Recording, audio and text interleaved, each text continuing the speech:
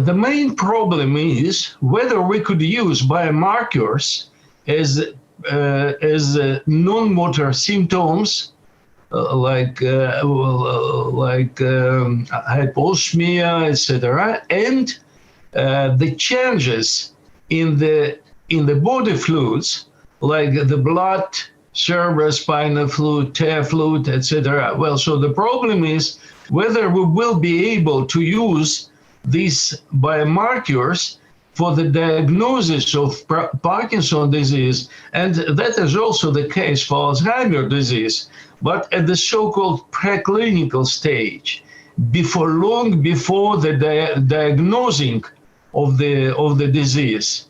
Well, so it is obviously, and that was evident for most of the people, I think, that we cannot say with certainty that, according to these biomarkers, that there is a development of this disease at the preclinical stage, because all the biomarkers themselves are not fully specific, okay?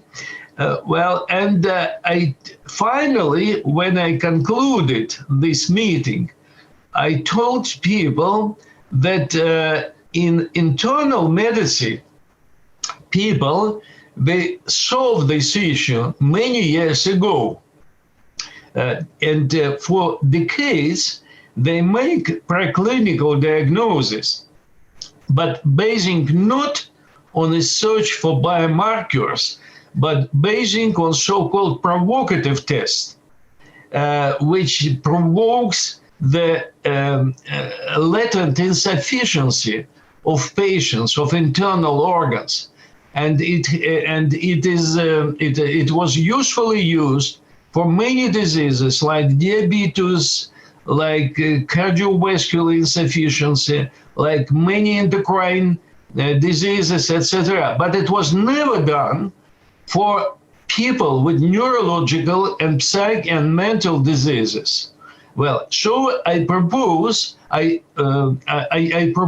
our idea to change completely the methodology for the development of preclinical diagnosis of Parkinson's disease and other chronic brain diseases by using this methodology of which is used in internal medicine, this provocative test.